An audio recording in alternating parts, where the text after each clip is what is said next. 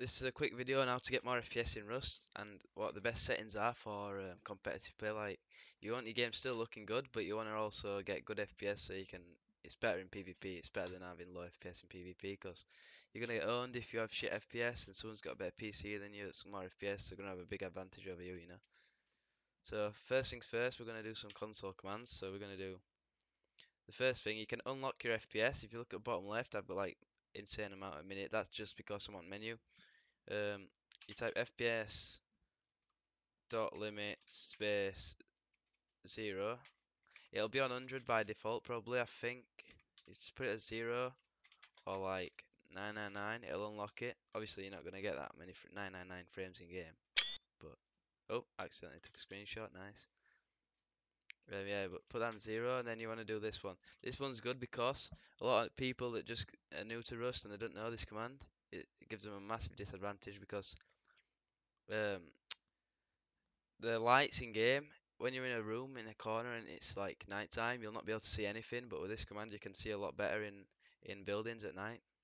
It's um, it's max.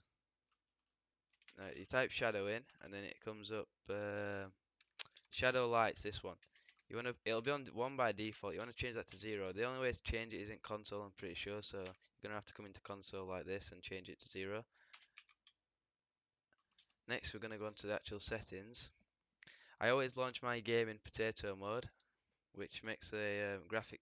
It's same as the same setting as this slider, graphics quality. If it's 0, it's potato mode. If it's like 5, it's fantastic or beautiful. One of them, whichever's best. I can't really remember. But I like to use 0 because it makes all textures easier and enemies easy to see in on map, and like while you're roaming, you can see enemies a lot better. Uh, All this stuff is pretty useless. The only one you should have on is sharpen, because with sharpen off, your game just looks blurry and horrible, and it even says on the description no performance hit, so you might as well use it anyway. It makes your game sharper, not blurry. No one wants a blurry game. That's just not good. And graphics quality, obviously, as I said, 0. That's like potato. Grass displacement, you want this on. This is good because if you kill an enemy in grass, when you stand over the body, you'll be able to see the gun on floor. But without this, you might struggle looking finding the weapon that they dropped after you kill them. Shadow quality on 0 because shadows affect FPS a lot. Grass shadows off, contact shadows off. Everything to do with shadows you want off. No cascades, this is to do with shadows as well. Water quality, no point having this on.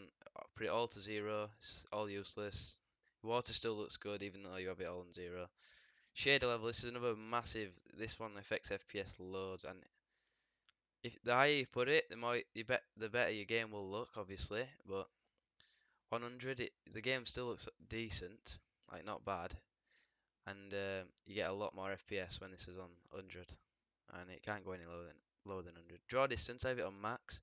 You might get more FPS if you lower it. You probably will, but I don't know. I like to have it on max because I can see further. It's best to see as far as possible. You can see airdrops coming in and heli and stuff like that.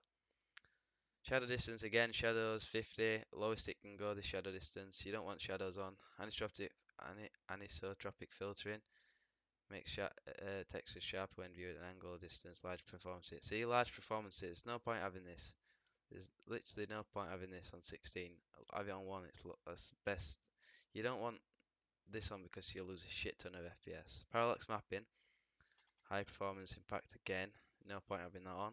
Performance, this one, it's for your game to look good. You want the object quality on 40 and everything on 0 because object quality, this affects buildings, how the way buildings look and like walls. If you have it on 0, buildings will look so bad like walls.